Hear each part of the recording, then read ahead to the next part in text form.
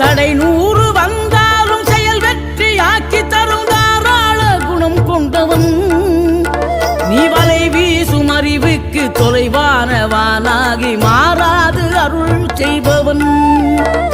தீராத காதலோடு திருவடியை தொழுபவர்க்கு திரவியமே தருகின்றவன் நீ தாராள உள்ளமோடு தவக்கோலம் கொண்டு பெறும் தார்மீக பொருள் தந்தவன் தார்மீக பொருள் தந்தவன் ஆறுபடை வீடும் அருள் வழங்கும் முருகா அருகே நீ ஓடோடிவா மூவிரண்டு முகம் ஜொலிக்க 2 கரங்களுடன் ஆதர